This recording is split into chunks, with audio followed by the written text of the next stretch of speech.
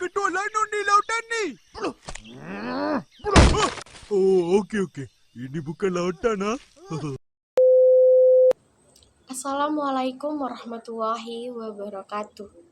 Perkenalkan, nama saya Saniha Darmatia dari Prodi Akuntansi Fakultas Ekonomi dan Bisnis Universitas Trunojoyo, Madura.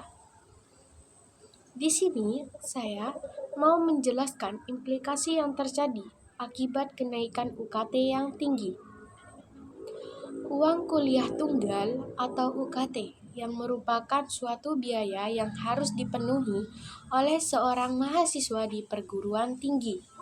Diketahui bahwa UKT menjadi persyaratan bagi seorang mahasiswa dapat mengikuti aktivitas pembelajaran di dalam perguruan tinggi tersebut. Dengan membayar UKT, maka seorang mahasiswa diberikan daftar kelas mata kuliah yang dapat diinput ke dalam kartu rencana studi atau KRS sesuai dengan sistem universitasnya masing-masing. Di belakangan ini terjadi peningkatan UKT oleh pemerintah pada perguruan tinggi negeri. Tetapi kabar baik muncul usai Mendikbud Nadiem Makarim menemui Presiden Joko Widodo untuk membahas permasalahan tersebut. Dari hasil pertemuan tersebut, didapati terkait dengan kenaikan UKT di perguruan tinggi negeri dibatalkan sesuai dengan revisi Permendikbud nomor 2 tahun 2024. UKT yang tinggi memiliki implikasi ekonomi dan sosial yang signifikan terhadap akses pendidikan tinggi di Indonesia. Berikut adalah beberapa implikasinya. Yang pertama, kesenjangan akses pendidikan. UKT yang tinggi dapat menjadi hambatan bagi masyarakat kurang mampu untuk mengakses pendidikan tinggi. Hal ini dapat memperkuat kesenjangan sosial dan ekonomi antara mereka yang mampu dan tidak mampu secara finansial. Yang kedua, pertumbuhan ekonomi. UKT yang tinggi dapat menghambat pertumbuhan ekonomi karena dapat mengurangi jumlah lulusan perguruan tinggi. Kurangnya jumlah lulusan berkualitas dapat mempengaruhi daya saing dan inovasi dalam perekonomian. Yang ketiga, keterbatasan sumber daya manusia berkualitas.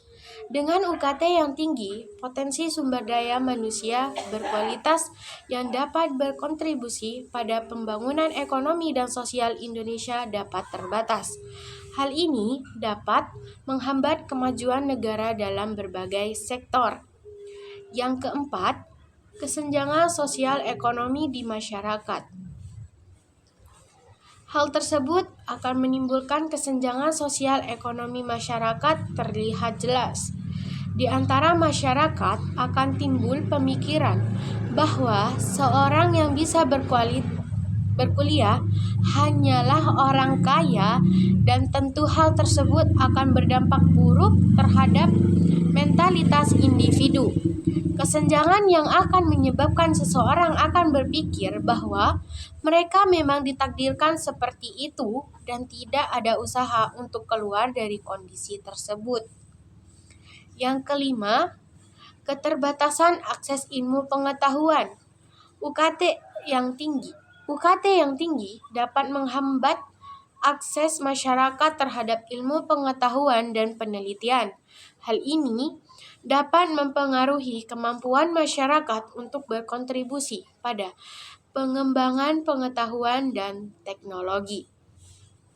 Dengan akibat-akibat yang disebutkan di atas, tentu penulis dapat beropini bahwa jika implementasi kenaikan UKT perguruan tinggi negeri diselenggarakan, maka akan mempersempit peluang terciptanya Indonesia Emas tahun 2045.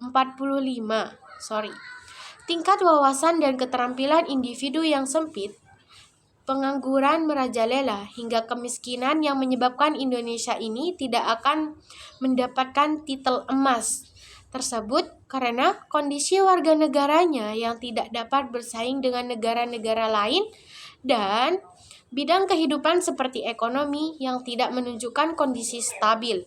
Pemerintah sebenarnya sudah menyediakan berbagai beasiswa untuk menunjang pendidikan tinggi. Namun, sayangnya nominal yang ada tidak akan mencukupi apabila biaya UKT dinaikkan.